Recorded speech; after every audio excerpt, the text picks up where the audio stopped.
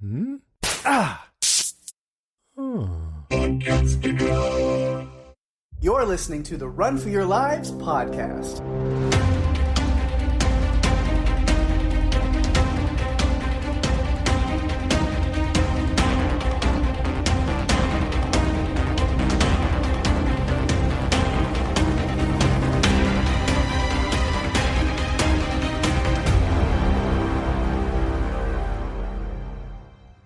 Hey everyone, welcome to the show. I'm Daphne. And I'm Pake. And this is the Run for Your Lives podcast. This episode, we are talking about, once more, again, the monster comedy horror film Tremors, directed by Ron Underwood and released on January 19th, 1990. Yes, if that sounds familiar to you, for longtime listeners, yeah. You're not just listening to a re-upload of episode 1 of Run for Your Lives. Don't worry. This is still episode 174. We are continuing on. This is current. But yeah, we are going back to the very first episode ever of Run for Your Lives and covering Tremors. Those of you who have been on the journey with us know we always end each season before the look back and the awards special with a Tremors movie. And last season we wrapped it up with Shrieker Island. And so we kind of figured to go full circle. We'd go back to the first one. Now I don't think we're not going to go back through 2 through 7 each season as we did. We have some ideas of where to go from here. But this podcast has grown and changed in a lot of ways since episode 1. Yeah. And so we wanted to revisit it with more of our like character analysis and talking about those kind of things versus, you know, it works for a lot of podcasts, but for us, our early footing, we were kind of in this weird formula of like, talk about points and then quotes and then these things. And it just kind of grew into like, that's not really us and that's not really how we work so well. So figured we'd give this movie another look through our new style, format, and lens. Yes. I don't know if we're going to break it down any deeper. This might still be a 50-minute episode just like that one. It's not like... Maybe a little bit longer. Too much deeper, but at least kind of look at it a different way. And then maybe there's some updates on things that we said or did in that first episode. Because I'll go ahead and say, I know in talking about that one, I'm like, oh my god, if I could just meet Michael Gross, that'd be like the greatest thing ever. And like, update now... I have, and it was the greatest thing ever. He's an incredible person. And so, like, there's things that, like, I can talk about that I couldn't talk about on that first time because there has been Tremors updates in my life since we first covered this movie. Well, back when we covered the first Tremors in our first episode, Shrieker Island had not been released, and it was known under a different name. Mm-hmm. Island Fury. And so we recorded our first episode 2 or 3 months before Shrieker Island was released or planning to be released. So, yeah, a lot has happened. And one of my questions for you was going to be, how is it different for you getting ready to talk about this movie, knowing that you've met some of the cast?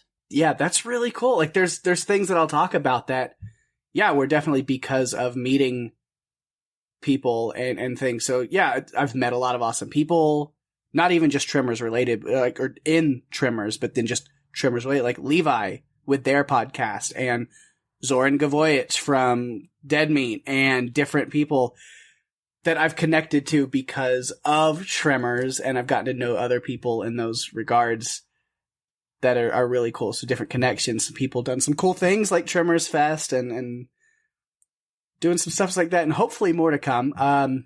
We've talked about Tremors Fest for this year. It's still happening in October, so if you're a huge Tremors fan listening to this and you don't know about Tremors Fest, definitely look that up at the Violet Crown in Santa Fe, New Mexico. I think the second weekend of October. Unfortunately, I don't think I'm going to be able to make it this year, and I'm a little sad about that because I was really looking to like catching up with some of the cast of this movie and things and other people connected. But maybe there will be a third one. Maybe we'll continue on and I'll have another chance to do it. But yeah, there'll be definitely things I'm going to talk about from there. You know, like, especially this movie, it's like Michael Gross, spending time with him was incredible. Life-changing, maybe, if I'm going to be dramatic. But then also, it's funny, like, the character of Melvin in this movie is like, God, he is just still such an annoying little brat.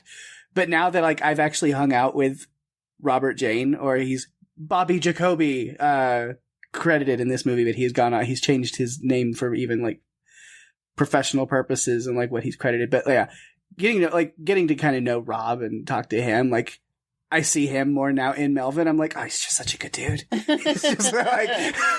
No, for me, Melvin is still a little shit. And he always will be. Yeah. But also, Bobby Jacoby or Robert Jane, he was in a bunch of other movies where he played a little shit. So for me, that's who he's going to be. Oh, yeah. Also, before... or when we covered this movie, I had only ever seen the first Tremors. I had not seen the entire series, so it was different to go back and watch it again, having seen everything else. Yeah, you can see so many callbacks that were made in future movies to this movie in, like, big and little ways. Like, I mean, the chainsaw reference comes back in the third one, I think. Yes. Where, like, Nestor just throws out, like, I'll just get a chainsaw. And I'm thinking, like, actually... Bert shows that'll work if you wait a couple movies. Or just, like, different things like, you know, for all we know, they can fly. And it's like, also wait a couple more movies. But then even, like, the water, like Rhonda knocking the water down is referenced in Cold Day in Hell. Yeah. In an interesting way. Very different way. But, like, they make that reference. Or even going all the way to Shrieker Island with Val jumping out of the way at the last second to send the graboid through the cliff, all Buffalo Jump style. They bring that back around. So there's a lot of really cool nods in this movie that you will see sprinkled throughout. It's that also, if you've watched them all now, then you can recognize and pick those out. Yeah. It's also really cool to look at the evolution of Burt Gummer as a character. Mm-hmm. Having seen him in additional movies, or he's the connecting thread through all of them. He really was just a side character in this one, but he grew to be the leading man that we all knew we needed to lead the franchise. But there was something about going back and watching this one again and seeing his scenes with Michael Gross with Reba McEntire, Bert and Heather Gummer, and really reconnecting with those characters, as well as Val and Earl and everyone else. That made it even more fun. And I really appreciate this movie even more, having seen all of the sequels. Despite the fact I didn't love the way the last one ended. I'm still in a million depressions over it. Right. It's fun, too, because this was our first episode that we ever did. And people may not know, it was kind of a tryout to see if we could podcast together and how it would be. Yeah. Mm-hmm. And it was like 10 minutes in where I knew, I'm like, yeah, this can work. This is going to be great, because we got along really well and played off of each other. And the rest is history. Again, this is episode 174. So we must be doing something right to be able to get to this. And one thing I thought immediately was we were really robbed of the TV series with Kevin Bacon.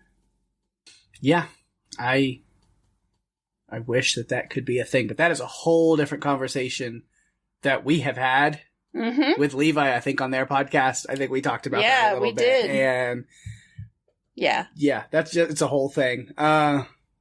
Which, yeah, if you've listened to our conversations with Levi, or the Tremors Fest episode, or like when we were on Talking Tremors, or different things, if you've connected those, you can go out and find all kinds of deeper conversations about all of that stuff. We don't need to rehash that here. But, yeah. 3 hours on Levi's podcast. Yeah, that was a lot of fun. A very, very long conversation. Yes. Well, I think we should proceed with this episode the way that we always do with episodes now. And we'll dive into some production notes. Filming took place around Lone Pine, California, and the isolated community of Darwin, California. As I mentioned, this is the first episode of Run for Your Lives that we recorded back in July of 2020. This is the first of 7 films that make up the Tremors franchise, and it's also the shortest movie at 95 minutes. It was the first film that Ron Underwood directed. He went on to helm City Slickers and Mighty Joe Young before switching to mostly television. The budget was $6 to $10 million. It only grossed $16.7 million at the box office, but it has a huge cult following with all the direct-to-video sequels. Pake, bring us a synopsis. All right. And if we did synopsis, I don't even remember if we did the synopsis in episode 1. We did. Then it probably would have been just the first one off of IMDb, so I wasn't going to do that again. So I went to the power of AI and talked into ChatGPT and talked that into giving me a little something. So here's the ChatGPT one, because it's a little different. In a dusty desert town, a group of eccentric locals battles gigantic underground worms hell-bent on turning them into lunch. It's a wild ride of survival, humor, and unexpected heroism. That's wonderful, because I actually have the original synopsis that you used, and I had to double-check to see if you just pulled the same one in, and I'm so proud of you for going the extra mile and coming up typing with in a prompt, one. Going to ChatGPT and going, give me a clever synopsis on Tremors is an extra mile of work, for sure. It is! For you! Yeah, and you mentioned again with your production notes while I was thinking about it. Yeah, with Ron Underwood directing. I don't know if I'd put it together. Maybe, again, I don't re-listen to our episodes, so maybe I mentioned this when we covered the first Tremors in episode 1. But with Mighty Joe Young coming up, I loved that movie as a kid. It was one of my, absolute things that I, was, and I didn't realize it was Ron Underwood that also did, Tremors. I did not make that connection until, so maybe whenever we covered it for here, and then maybe you brought that up. So I might have talked about it and then. But either way, then that was also a cool thing with Tremors Fest, was to, meet Ron and talk to him a little bit. But then, of course, it's all Tremors Fest, so we're talking Tremors. But then I had this moment where I could also go, by the way, even though this is a Tremors thing, thank you for Mighty Joe Young, because that was a huge part of my childhood. And to finally get that connection as well with the director of that movie was something that, would freak my, kid self out if I would have been like, oh, by the way, you'll get to, meet and hang out with the director of this movie that you have worn the VHS out on because you can't stop watching it. Once you're finally an adult, you'll get that opportunity. Yes. And you did have that great opportunity at Tremors Fest. And like you said earlier, we were both planning to go, but they changed the date and it doesn't work. Mm-hmm. Which is a bummer because I was really looking forward to meeting Levi. Yeah. And Caitlin. So, maybe in the future. However, before we really get into the meat of this movie, might as well make another plug. The reason we're not really going to be able to do Tremors Fest in October is because it's very close to another meetup and things. So if you are listening to this as a Podcastica fan and listener, especially if you listen to other Podcastica shows like The Cast of Us and House Podcastica and all of the other fun stuff going on, the Marvel shows, the Star Wars shows, whatever it may be, we are having a Podcastica meetup. That's why we can't do that. And so throw that information out there so that if anybody who is a listener is interested and can meet up with us, kind of find a way to do that. If you're in the area or want to travel, we can hook you up if you're in the Patreon and Facebook groups and all that. But we'll be having a big meetup in Galveston, Texas in October this year, which is nice for me because it's the first meetup I don't have to get on a plane for. So that's going to be cool. That was my role last year because I got to drive down to Boston. So you get the opportunity this time. Yeah, so if there's any southeastern Texas listeners or people who are just have the abilities I'd love to meet Podcastica people or hang out, then reach out and get some information and we'll plan even if there's just people who want to meet up for lunch or something for a day, get in touch and we'll figure out how to do that because Podcastica will be due in Galveston in October. So yeah, it's going to be fun. I am looking forward to going back to Texas. I have never been to Galveston, so this should be interesting. And as it works out this year, A lot of my skating events are in Texas for some reason. Not sure why, but I'm making a few trips to Texas in 2024. Yeah, it's a fun place to be. I've been here my whole life. I'm sure it's even more fun for temporary visits and get out of here and not have to live here all the time for some other reasons and other things. But, you know, it is what it is.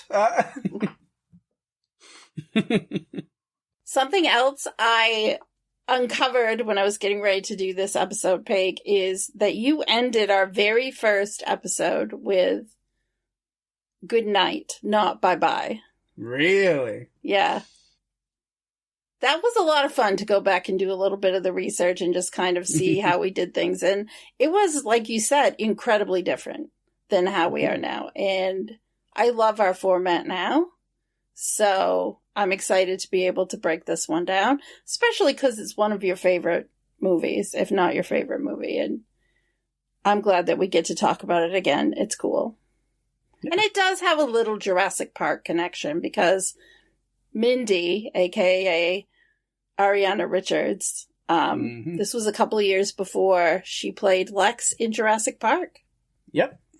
Yeah, and I'm sure we talked about that when we covered this. Oh, of course we did. Jurassic Park was also right there in that first season. Yeah. That's the thing. I never went back and listened. So, like, when we run over these notes in a minute, I purposely left some stuff out because I was like, we talked about this, and we don't need to rehash it. But then there's other things I'm like, we probably talked about this, but I'm going to point it out again because it's quick and it's fun. So we'll just see where those things go. It's going to be interesting. Mm-hmm. I really don't remember much about our first recording because it was our first recording, and like with any new thing, you get a little bit nervous and you just, I don't know, you want to do a good job. So I don't remember. So, you know, let's just see where it goes. We are going to attack it, though, the way that we do with, you know, the main character. Although in this case, I really feel like there are two main characters. Oh, yeah. In mine, because we didn't do characters like this in the first episode. We did not. Points or like kind of it general was, like things. Yeah. So, no, so we'll do the character thing this time. So yeah, Val and Earl is my first character section. They are simpatico. They are together. They are the you can't have one without the other. So that's what we're doing. They're not married, Pake. Are you thinking that there's something going on there? I mean, again, go listen to episodes of Levi's podcast, and there's all kinds of theorizing about what their relationship really could have been. But no, that's all just fun speculation. I'm not opening that can of worms at all. But yeah, no. I do think that Val and Earl are one of the best bromances that we have ever had. To, you know, discussing it on this podcast. They need each other. They really need each other. They're whatever, you know, they have a great relationship. Yes. Is it, you know, like, just as friends, they have a great friendship, a great relationship, but they do have the relationship of an old married couple. Absolutely. Yes, they do. They fight like them. Oh my God. That was the thing, because just going back through this movie and having listened to Levi's podcast before now, which I hadn't at the time, because I didn't know Levi when we were doing it. It's interesting because I found myself paying more attention to the characters, and I don't get the hint of them being involved with each other in any other way than... Right. No, it's pretty clear they're not. It's just fun to, like, joke about and talk about and make certain people upset online whenever you talk about it because they get real grumpy, and it's hilarious. So... and they do get upset when you're talking about it. Yeah. Mm-hmm. Val and Earl have a very intimate friendship, but not intimate in the terms of physical, sexual experiences. They are, like, you can imagine, you don't get a lot of the backstory, you can imagine they are lifelong best friends. You can imagine they have probably been hanging out with each other in Perfection or whatever near area since they were younger than Mindy. Like, they were probably little boys hanging out, best friends from the beginning. And so, they have that kind of relationship where they are just, like, as close can be as friends. Yeah. And that's amazing. Like, that... I know Earl is actually older than Val is. He makes some jabs at him with that. But, like, whatever that, like, you know, place would be where they would have kind of become friends at a young age, I'm sure. Oh, absolutely. I think that in some ways, though, Earl, while they're best friends, Earl kind of has to push Val into making decisions at times because Val is, you know, he's set in his ways. He's got this whole Tammy Lynn Baxter fantasy that he lives in, and Earl tries to break him out of it. It's not Bobby Joe Dexter? No. Earl tries to bring him back into the world of reality, and Val just has these expectations that Earl believes are unrealistic. And trying to get him to, you know, come back to the real world. It's kind of a whole process throughout this entire movie. Yeah. Val is the dreamer and Earl is the pragmatist. You have to have, like... Absolutely. Those are the best combinations of persons is those two together. They gotta balance each other out. There's a lot of yin and yang in this movie with Val and Earl, but also with, well, couple goals, Bert and Heather. It's interesting to watch just how those characters work together in those relationships. Yeah. There's always one that has, well, in Val and Earl's case, Earl does all the planning and Val's the implementer, and he can't play rock, paper, scissors to save his life. He's just not able to. And I know we talked about that in the first episode because it's just something that stands out. Yeah. Rock, paper, scissors solves everything. Yep. Especially if you're Earl and you always win at it. Yes. And he does. Yeah. It's kind of ridiculous how many times Earl just continues to... I don't know if Val just keeps picking the same thing or how it ends up, but Earl always wins and Val loses. Yeah, so they're a fun group, a fun duo here. Just Val and Earl, handymen, running around the little town of Perfection, Nevada, doing whatever needs to be done, right? That's the freedom of being handyman. Just living life and your own merit in what you want to do. You know, just you make your own rules and live by them. And I know I mentioned these things in like our first watch, but when they're talking about that moment of Val missing the nail on the post several times before finally hitting it and then just walking away, and he plays it off so smooth, it cracks me up every single time. I love it so much. I love that they know each other so well, that Earl is just so quick to answer Val's statements. Like when they were talking about Tammy Lynn Baxter, and Earl just looks at Val and says, they're all the same, dead weight. Like, he's trying to get it through his head that, you know, your idea of this fantasy of this girl is, she's not, you know, there's no substance there. It's all this aesthetic that you're chasing and not, you know, the substance of a person. You need a real woman, a real Rhonda LeBeck type. But Rhonda doesn't fit his ideal, which is interesting. That's because she may not be exactly what he's describing, but by the end, she still just might end up being the seismologist that rocks his world. Oh my God, you've been waiting on that one, haven't you? Oh yeah. I have plenty of them. Oh my God. Okay. None as good as that one, probably. But I've got more that all range from bad to terrible. So get ready. Wonderful. It's good to know. I'm trying to build up an immunity. So far, it hasn't been working very well for me. Yeah. So let's try another one. As hired hands, handyman. They have one last real shitty day at the job, and they're done. They're out of town to Bixby. Even if they manage to turn down Nancy's offer of free food and free beer for a month, nope, they're not dealing with this shit anymore. They're headed to Bixby. Bixby, yes. Which, thanks, Zoran. This is who I am now because of you. You've done this to me. Bixby! Every time. I will never be able to say that word correct, like just normally, ever again. Well, you know what's wonderful? I can say it correctly. Okay. Bixby. Bixby! But then I have to respond. No, it's a call and response now. No, I have no say in the matter. It's an automatic response. I have no choice. Then I'm going to try not to say the word again. I'm not going to say it again. But I will. One thing, though, that has happened, I think, since we recorded, is we lost Fred Ward. He passed away, unfortunately. Yeah. Mm-hmm. And that's very sad, because watching him in this movie, he's just wonderful. Like, he's just wonderful. It makes me want to go and watch Tremors 2 again now that I've watched this one. Yeah, we had a nice little,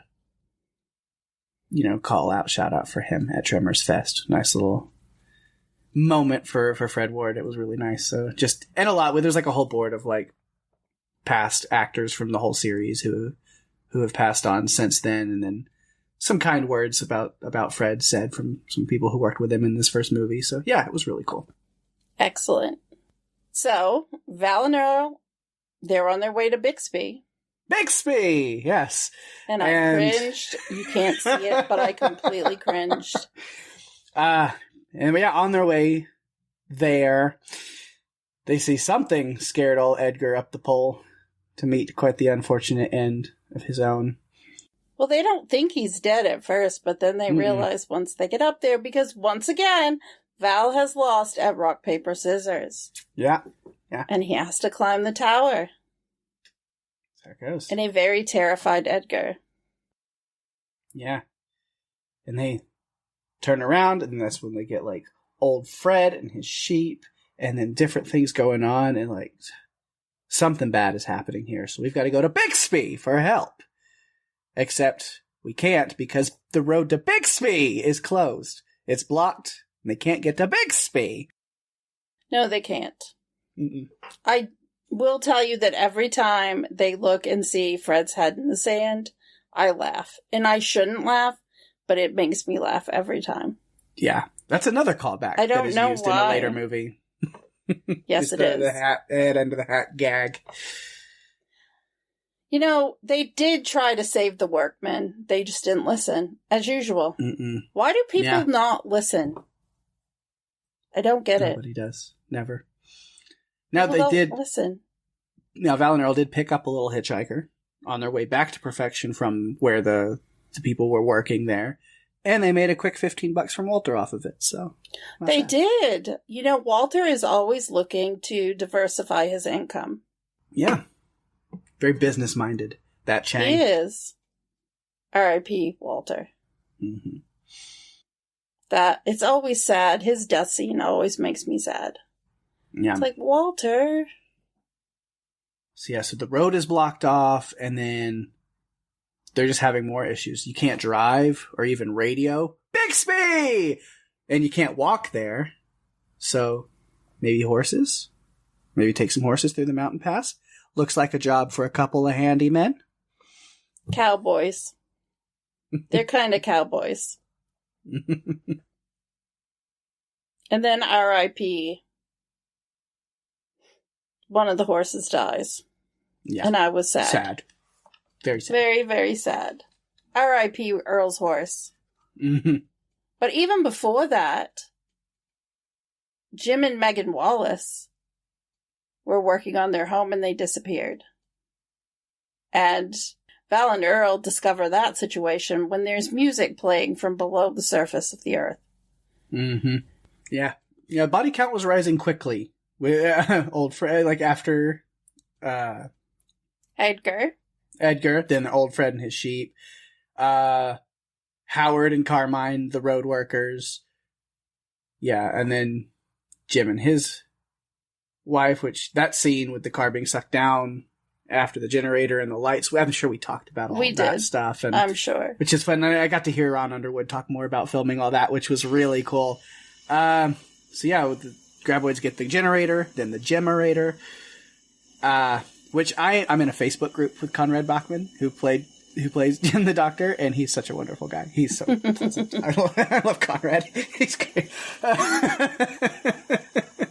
He wasn't able to make it to the Tremors Fest for, like, some other stuff going on, but, like, he's been on Facebook and in, like, some of the groups with people chatting and talking and catching up. So maybe he'll make his way out there this year. I hope he does, because he's great. People would love to hang out with him.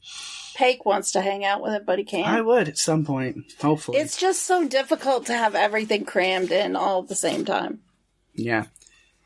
But I know, so they're like, well, you know, what Nancy says something about, like, when people realize, like, the lines are down, the road's blocked, then they'll help us. And yeah, we see that people showed up to try to handle that situation, and they also met the same fate as Carmine and Howard. So these graboids really, and I mean really, hate public utilities workers. Yeah. For one reason or another, I don't know. Maybe their bills were too high for their internet or phone, and they got fed up, and then they got fed up. You know, though, I can relate to that because I feel like sometimes the bills are too high, and it's frustrating. So can you imagine the graboids? They're just trying to watch, you know, a cable channel that has the reruns of Tremors 2 through 7. Right. And I've heard graboids are super into Columbo. Yeah, I've heard that as well. Mm-hmm. And they're really irritated at the number of fees that they have to pay to be able to do that. So they're trying to take out the middleman. Unfortunately, they didn't take out the right people. They were taking out the people who are trying to fix things, not the people that are actually making bad policies. Right. I don't know where we're going with this. Oh my god. But yeah, horses. They get to ride off on the horses and go see what's going on out there.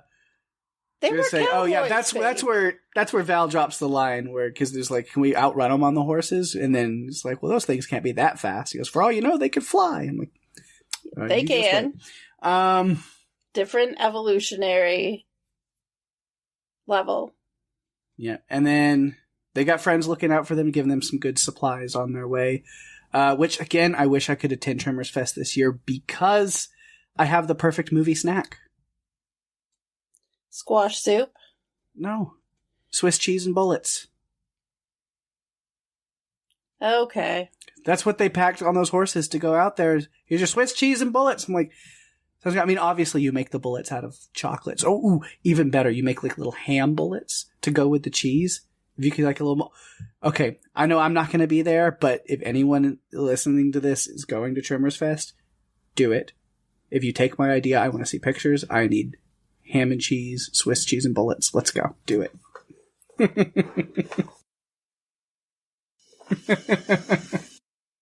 No, I think mine is better. Squash soup.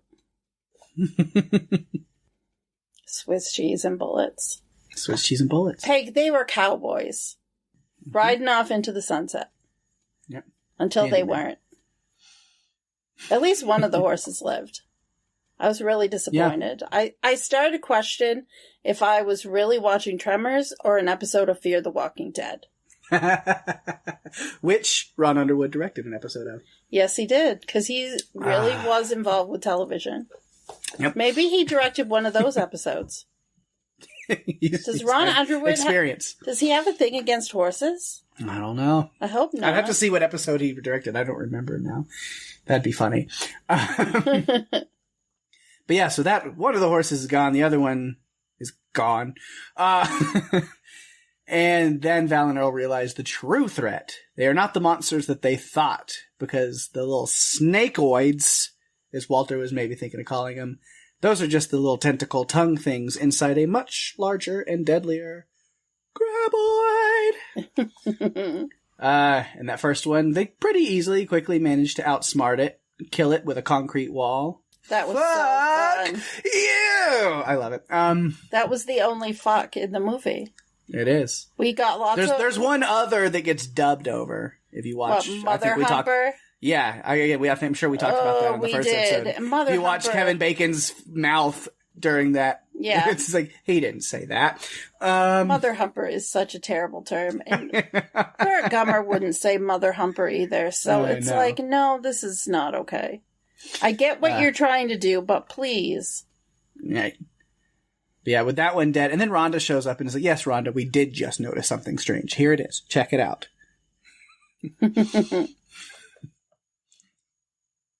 And I love their conversation. I get the, oh, sure, Earl. Everybody knows about him. We just didn't tell you. We stand our sassy King Valentine right here. Always. Mm-hmm. So sassy, that Val. He's very sassy, but I think I am Team Earl now. I really am. This time through, I was definitely Team Earl the whole time. It's like, how do you put up with him? He's so sassy and so ridiculous. So I was saying, if we had to put ourselves into like the Tremors duo, you are Earl Bassett and I am Valentine McKee. Yes. For sure. Absolutely. I accept that and I agree with it. I am a planner, for sure. You are someone who's going to execute the plan.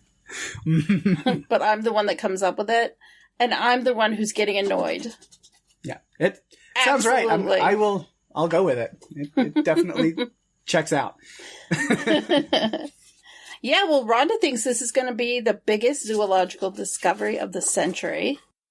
They're trying to figure all this shit out, and they start to figure out, like, how it works and how they get around and how it feeds, like, what it feeds on. And, Stumpy, which is the only one they named, and we get the squash soup.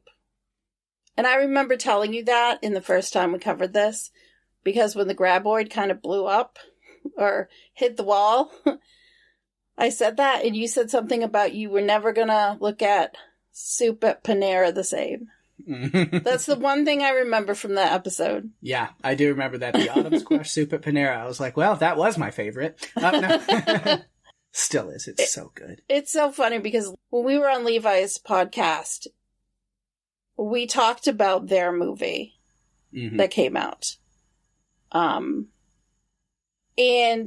Levi asked me what I thought of the squash soup type effects. Pumpkins. Yeah. It's all pumpkins. Yeah. And not Tom Hanks. Nope. I'm not talking David S. over here. These nope. are real, raw pumpkins. Yeah, but thanks to Rhonda's science skills. I'm just throwing Rhonda notes in here too. Why not?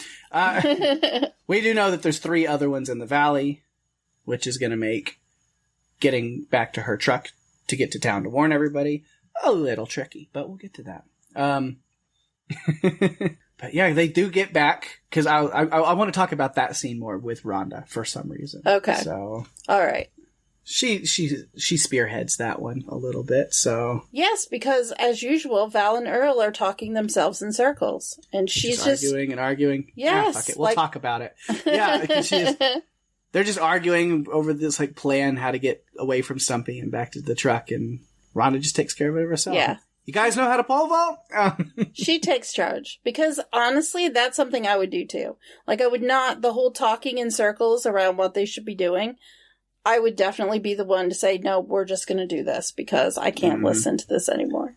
Right. And it leads to, like, maybe the coolest shot and visual of the whole movie for me. I don't know why. It's just the imagery. I love that, like, wide shot. Of the 3 of them?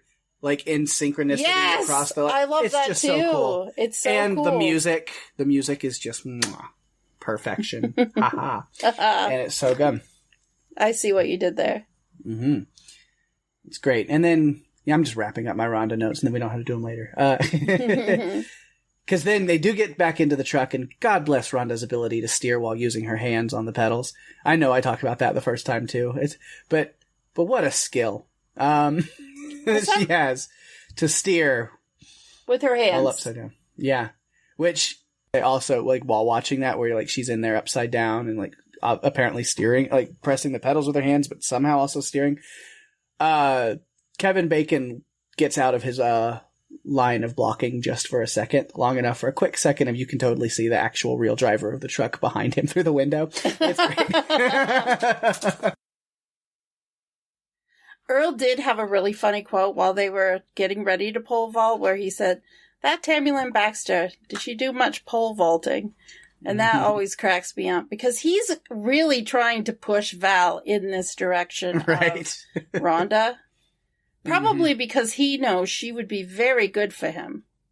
Yeah. And he needs to stop chasing his pipe dream of this Tammy Lynn Baxter. Yeah, I don't know if Earl's ever met her, but obviously he has a, vendetta against her. He does not like this person. I know, and I don't know why, and it's never elaborated on. I'm sorry if anyone thinks they can watch the sequels now and it's going to ever be mentioned. It isn't, so don't bother worrying about it.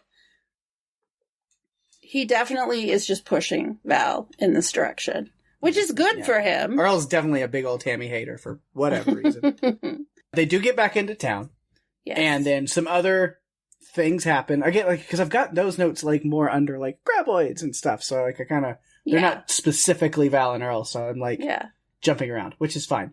But Melvin is such a jerk to Earl. He's Earl wants to throttle Melvin most of the time that we see them together. Yeah, absolutely. And again, Melvin is being a brat with a basketball. Yeah. And then, Yeah, they're back in town. They're warning the people there what's going on. And then that happens. The graboids arrive in perfection proper right there in town. Things go haywire. I feel like I gotta... Because there's no purpose in circling back to it. The attack on perfection. The first casualty... Melvin's basketball. Yep. Yeah, you're right. R.I.P. Melvin's basketball. Yes, but then of course the one that's a lot harder to take after that is of course Walter Chang. Mindy's pogo stick. Oh.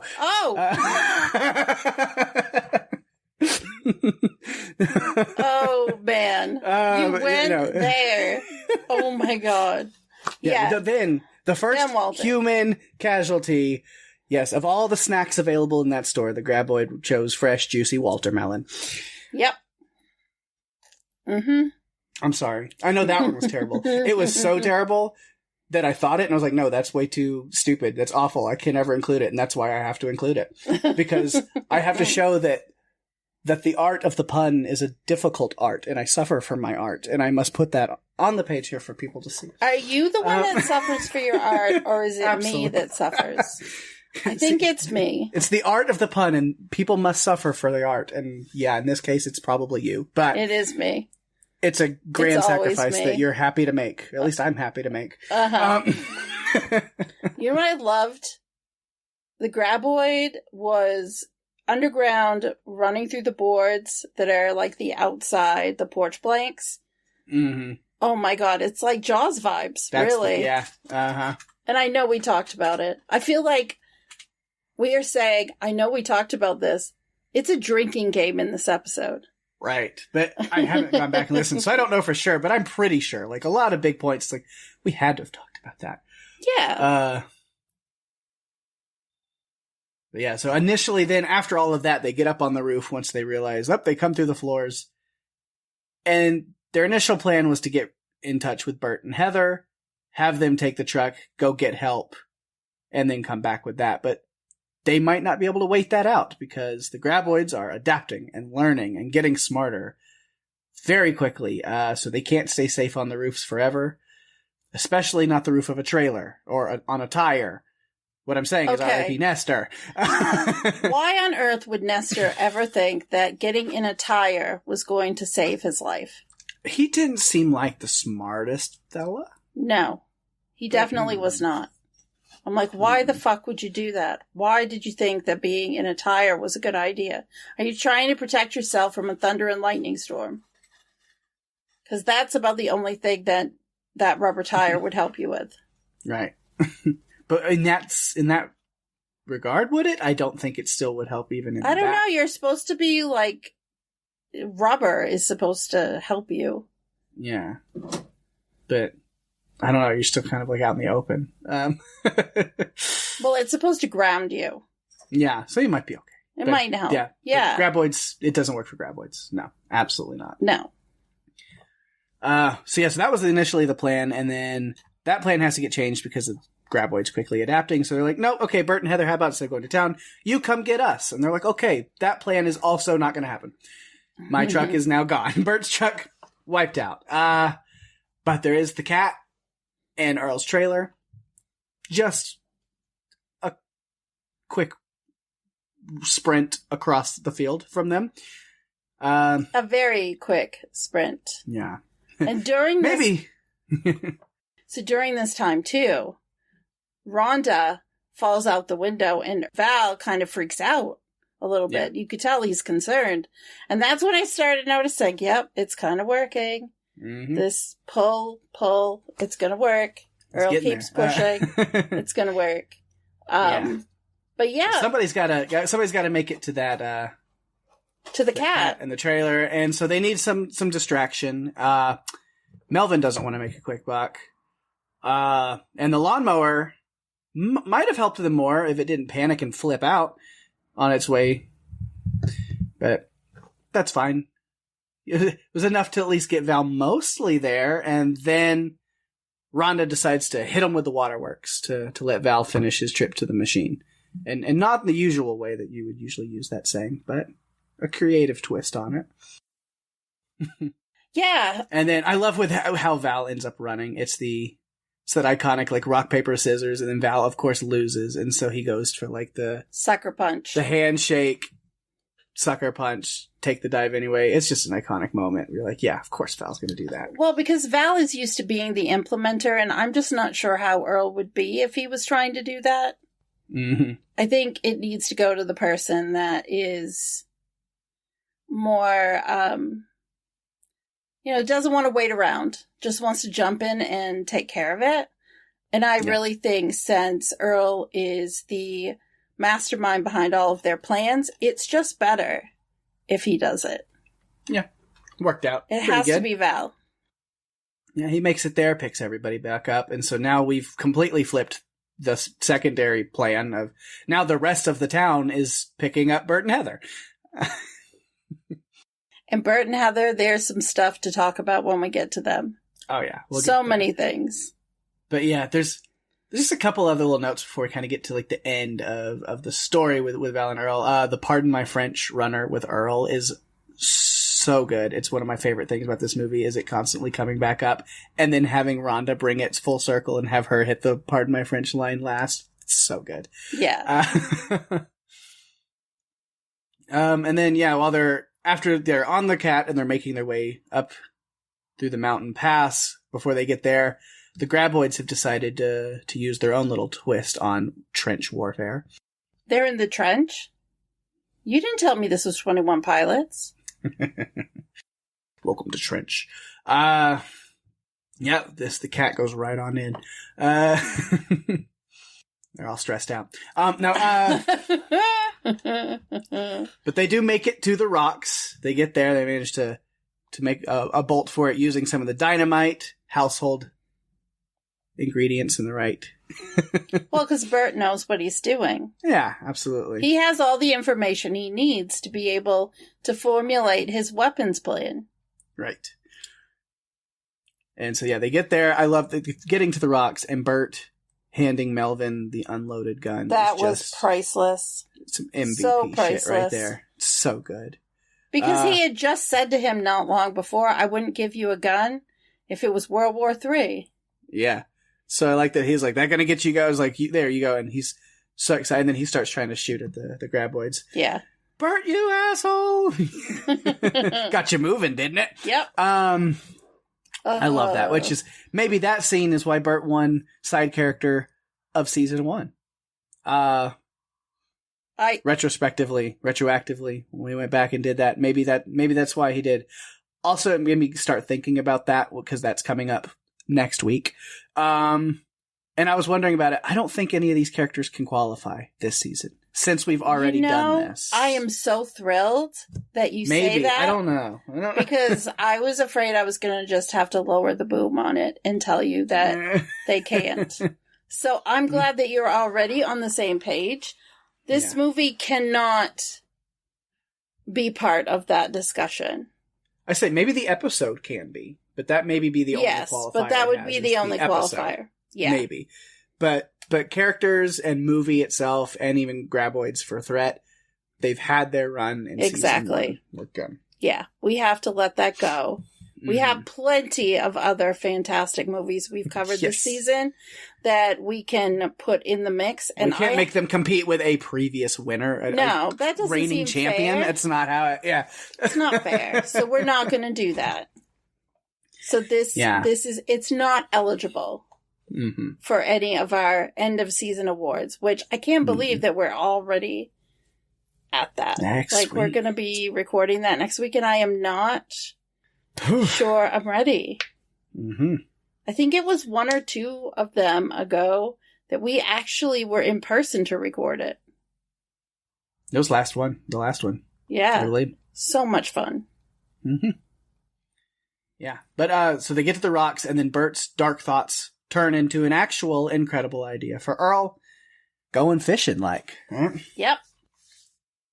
Which works out pretty good. Boom. Pumpkin goo for everyone. You get pumpkin goo. You get pumpkin goo. You get pumpkin goo. And then the second bomb, not so successful. No, because these graboids are very smart, and instead, it ends up in the bag of bombs. Yeah. Bag of bomb. That's a fun word to say. It's like vagabond, but not. Bag of bombs. You're very... Yeah. That's somebody who's, like, kind of shady on the outside and is also really explosive. They're a bag of bombs. Yep. It's a great band name, maybe. Yeah, I like it. But so after that explosion, they still are, able to... They have the one left. Because there was 4. The first one, there's 3 left. Bert and Heather took care of one. We'll talk about that. Yes. Then they have the one exploded going fishing like. And they have this one left. Val, Earl, and Rhonda out in the open. And Val thinks, what did I do at the beginning of this movie? Oh, yeah. Stampede! He can still outsmart this last one. They're getting smarter, but they're still not smarter than Val. Most of the time, maybe. I don't know. I know. But Val doesn't usually come up with the plan, so this was his opportunity to shine in that department. Yeah. And it works out great. It was legitimately a classic Buffalo maneuver. That's what he did. Again, yes. I'm sure I talked about this in the first one. I know I did, is this idea of the Buffalo jump. I even called it because I think it was the Blackfoot people. Mainly, but the indigenous tribe there, the Blackfoot. That was that's historically, I think they would run bison over cliffs by starting herding stampedes of bison. They would literally buffalo the buffalo right over the edge. It's a Buffalo maneuver. That's what they're doing. Yes. Yes, it is. And I will not fall victim to your... That's just for us. But also, the deeper level is just for us, but then also on surface, there are people who maybe know the Buffalo. That's true. And if you know what that is, then it's also just a fun thing. Yeah. But if you really know what Buffalo is, then you're really in the know. You're one of 4 people. Yep. But anyway, and then after that, everything's good, happy ending, people are happy and alive. And I'm sure we've talked about the kiss scene being added later after test audiences demanded it. Basically, we've talked about that. I didn't need it. But, okay. There is always this push to have these little sappy, happy endings that have to have, kisses and... And I think when we were on Levi's, I mentioned this. I'm okay with it in this case. This movie, it's fine. I don't mind it in this movie.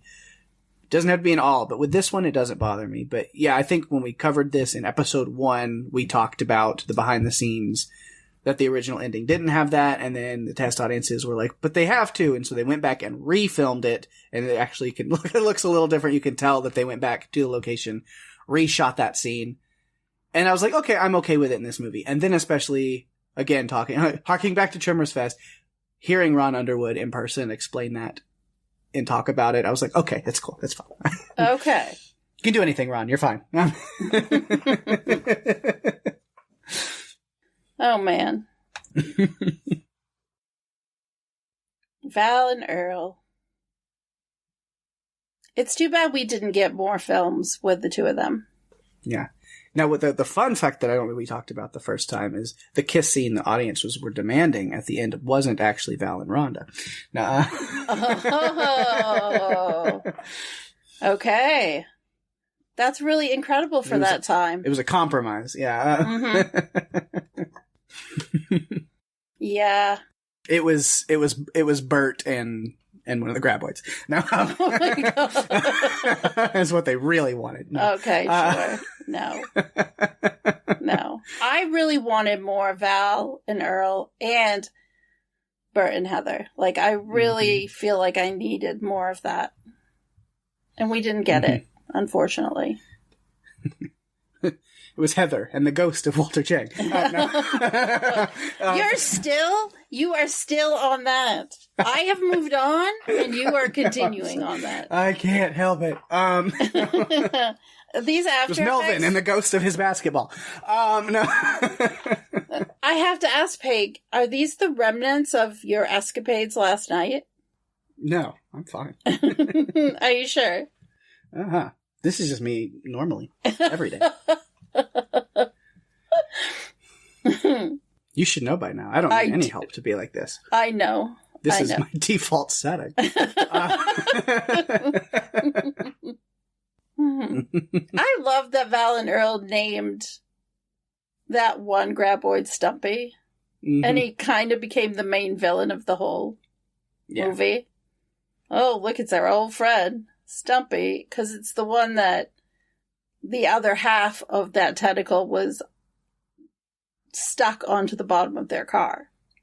So you could make some sort of an argument that an alternate title for this could have been Run and Stumpy.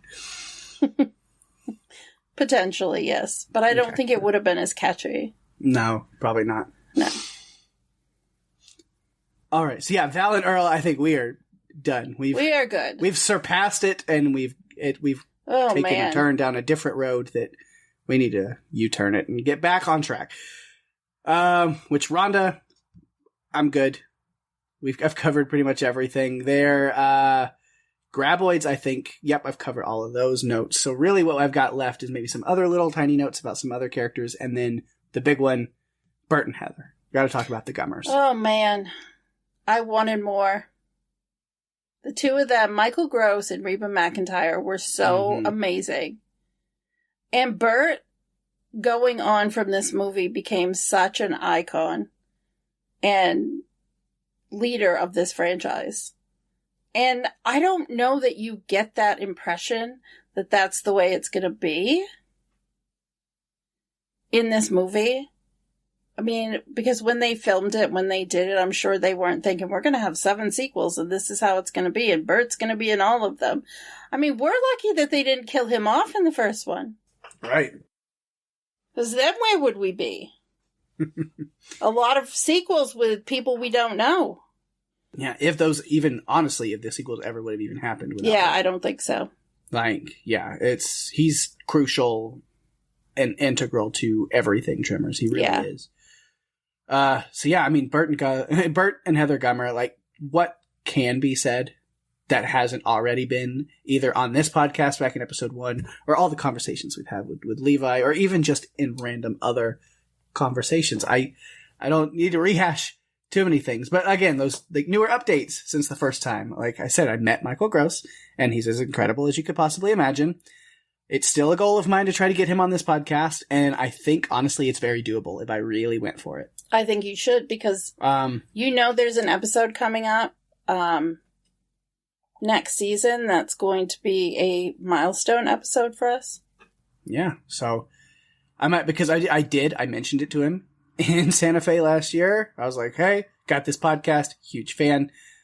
And he was legitimately, like, not dismissive of it. He was like, yeah, here's how to get in touch with me if you really need to. And I just haven't cashed in on it, but we should do it. We should do it. Do it. Because we really need to. Yeah. This could be such an amazing episode to celebrate. Yeah. So still going to try to do that. I think I can. And then, of course, with Reba, she opened a restaurant recently in Oklahoma that I will definitely plan on making some kind of pilgrimage to at some point. Even though, I mean, there's no guarantee she's there. I got to find like an event that she's there for. I know somebody who did go, I think, to an event that she was at. So I'll have to just keep tabs on that and see if there's like an event that she's at her place. Then that's the time to make the little road trip up there. You have to do it because I feel like... Because she's still like a top of the list, huge like hope for me to meet and talk to for a lot of personal reasons that you got to go listen to other podcast episodes to hear, but I've talked about it before. You covered some of it in our very first episode. I did. It's so interesting because in our first episode, you almost had a few tears when you were talking about it. Possibly. I believe it. So that's a big help, which, speaking of that, definitely have something to talk to you about, Daphne, off the air, because I'm not saying anything here. But but just a teaser for you. Let's see. What else can we talk about, Bert and Heather, that we... Okay. They were the stars of when we first did this. Of course, we talked about broke into the wrong goddamn rec room, didn't you, you bastard? Yes. Love it. Mother Hupper. Yeah.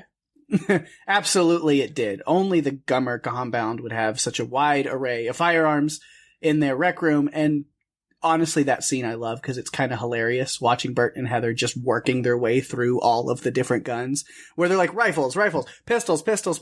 Alright, now we have the machine guns. Now we have these. Now we got a flare gun. Oh, here comes the elephant gun. Like, It just gets bigger and crazy. It took the elephant gun to really do something because the other guns might have weakened it, but the elephant gun is what I think really did the damage. And, I mean, Uzi for you.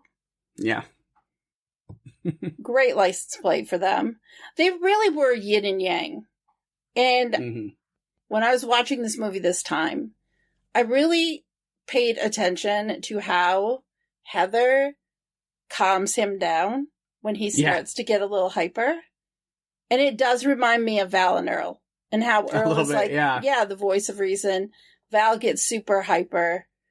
Oh, I know. One of my favorite little lines, and I'm trying to remember because I've listened to podcasts about this and stuff. Part of me wants to say that it was like improvised by Reba, but I'm not 100% sure. Don't quote me on that. But it is when Val and Bert go at each other. And he's like, if they don't kill you, I will, kind of thing. It's like, what did you say? And Earl takes Val and Heather takes Bert, and they're like calming him down. And this line that Reba has, it's so understated and so just like throwaway, but I love it every time. It's just, she goes, I know, thinks he knows everything. And it's just like, just that delivery. My queen, Reba. Yes. It's so good. It's so ridiculous because I feel like Earl could have said the same thing to Val, because Bert is such a polarizing character, like that thinks he knows everything. And Val also, I think, has a very high opinion of himself, even though I think Earl's been trying to bring him back to Earth because it's actually Earl who's the brains of everything. Val is more, the reactor to everything that's happening around them. Yeah. And so I feel like the sensible ones pulled them back to their appropriate corners. Yeah. Before round two.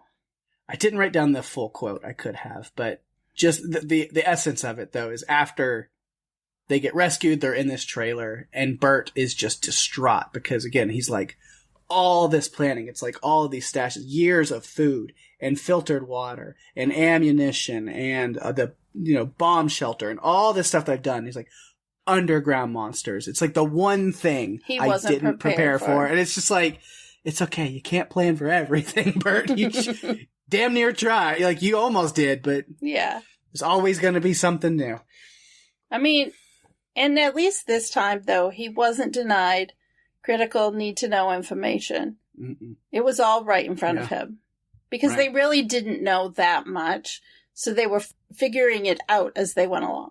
Yeah, and he didn't run out of ammo at any point, because at least up to this point, that's never happened to him before, so he's good. Right. I'm interested how he would react to that, Pake. Maybe I should go watch a few other Tremors movies to see that come to fruition. And then, yeah, last note I really have on them is, again, just the lines. I love the line. And I know I quoted this one in the first episode. I know I did when we did it. Is the, what kind of fuse is that? And with Earl.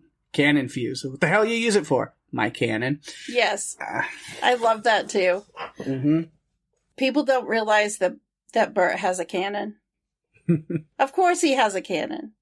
I mean, when he and Heather were on top of the compound, they were up there like organizing all of their weapons to take with them. I mean, they're prepared. Yeah. For everything. They wanted to live in perfection, population 14, or much less now. I think it's now population 7 or 8. They wanted to live off the grid, away from everything. And they're dealing with this threat that's probably more annoying than the government. Yeah. As far as Bert is concerned.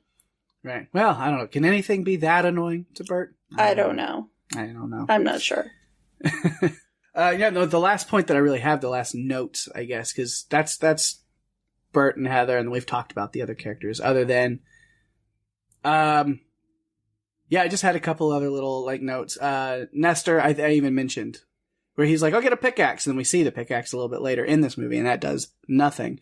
But then he's just like, "I'm just gonna get it with a chainsaw," and I was like, "That's not a bad idea," because as we know, Bert makes that work in a sequel. I think the third one, pretty sure. And then Walter's business mind. You know, we can't capitalize on this unless we name them. Like, he's very stuck on that for a while. But yeah, then the last I was going to talk about, Melvin, which, the character of Melvin, such a little brat, such a little shit, definitely. But as I mentioned, there's always now a tiny little soft spot in my heart for Melvin, just after like hanging with Robert a little bit over that weekend. And I'm like, but he's such a good guy. Which ties in because the story of hearing him tell the story and talking to him about, of course, when Bert and Heather kill the one and over the radio they relay that information. Oh, it's my like, God. They killed one. And Melvin's reaction, "Way to go, dude!"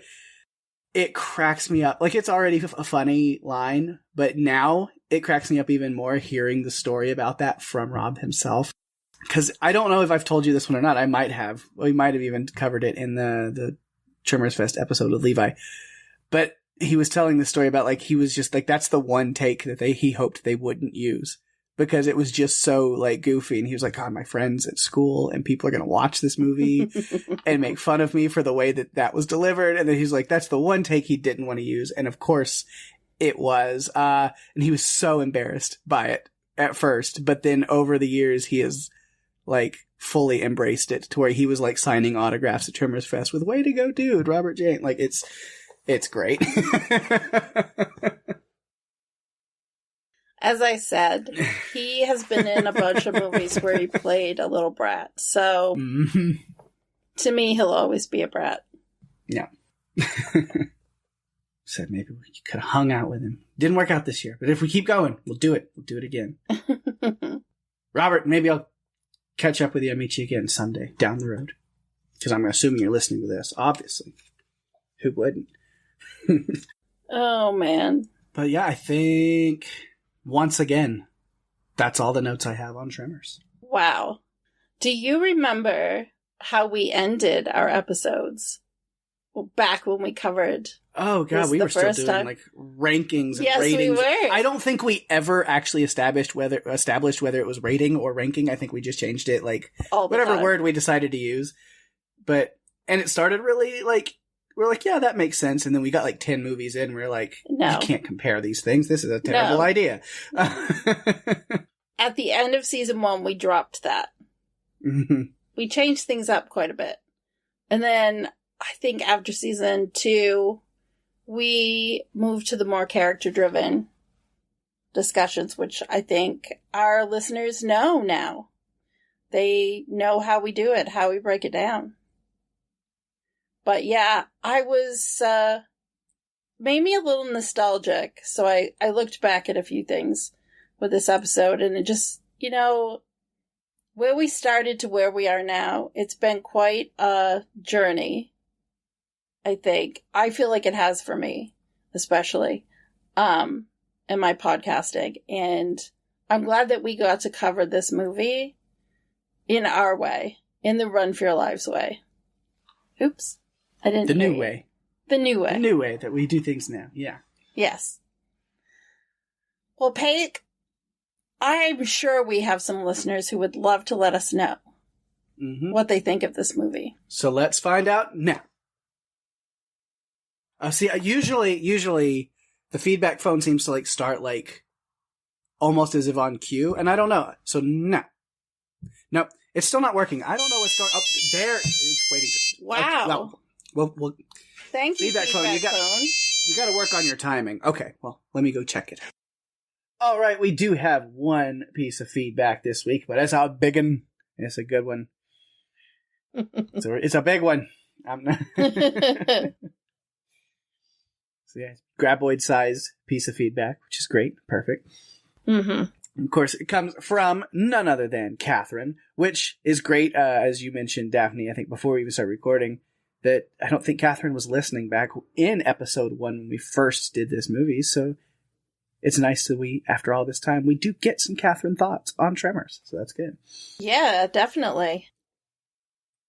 So, she says, I'm so excited for the podcast this week. I plan on doing a double feature, listening to the new coverage, then listening to the very first episode. Good luck with that. I haven't listened back to it, but it's probably going to be much different. Levi keeps telling us that we need to listen to it, and both of us continue to refuse. So, yeah, let us know what you think about that one, too. Anyway, she goes on to say, Tremors has always been a fun watch, but it's even better after watching the rest of the movie series. I appreciate the practical effects, the camera views that race along with the graboids, and especially the characters. Bert and Heather Gummer were my favorite minor characters, and I wish Reba could have continued with the series. Me too, Catherine. Me too. Me too, every day. Goes on to say, we didn't see a lot of Walter Chang, yet it was still hard to lose him. I even felt bad for Melvin, who seemed to be the only teen in town, just trying to get any attention he could. I could go on, but I'll end with some of my favorite quotes. Roger that, Bert, and congratulations. Be advised, however, that there are 2 more Mother Humpers. Food for 5 years, 1,000 gallons of gas, air filtration, water filtration, Geiger counter, bomb shelter, underground goddamn monsters. I wouldn't give you a gun if it was World War III. What kind of fuse is that? Cannon fuse. The hell you use it for? My cannon. Can you fly, you sucker? Can you fly? I love your inflection on those quotes because it just took me right back to the movie.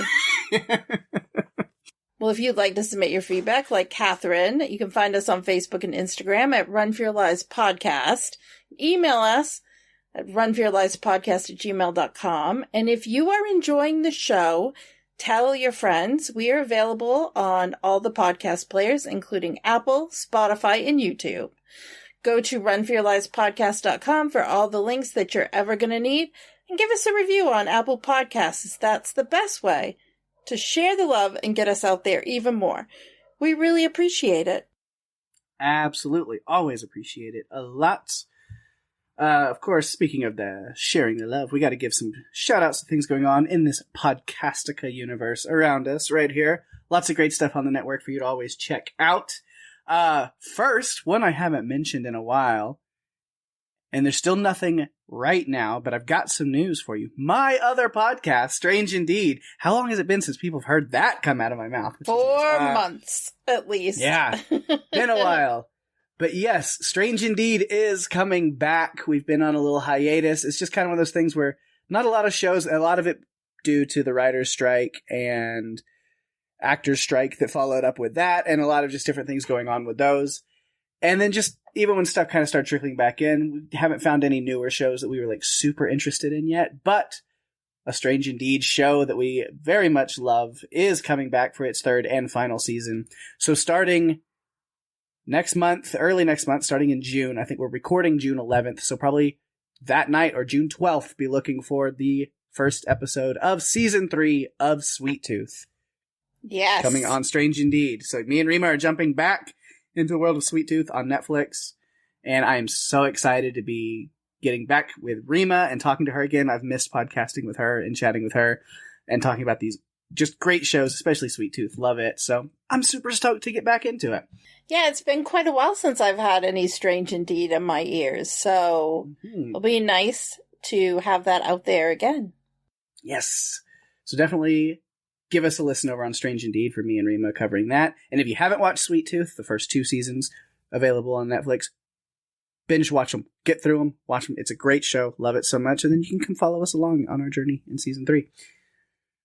But then other great stuff going on Podcastica. Of course, on House Podcastica, a joint effort with Adrenaline Cinema Podcast. We have Mark with Laura and Danny covering Interview with the Vampire. Yeah, it's an AMC series. I still haven't watched it. And I don't know why, because it freaking stars Jacob Anderson, I know. who's one of my favorite human beings on the planet, and I just haven't watched it yet, and I need to. There's too much TV, Pake. It's just very difficult. I know. And I have to watch myself. He's Jacob Anderson when I talk about him in an acting perspective. To me, he's Raleigh Ritchie and is always Raleigh Ritchie. So yes. And if you don't know who Raleigh Ritchie is, Google it, and then be prepared to be taken under his spell. So good. So I do need to watch it. Maybe this is my wake-up call to binge through. Of course, Outer Range just started season 2 like this week, and so now I've got to binge the shit through that because it's so good. But you know what? TV. Love TV. There's too much of it all the time.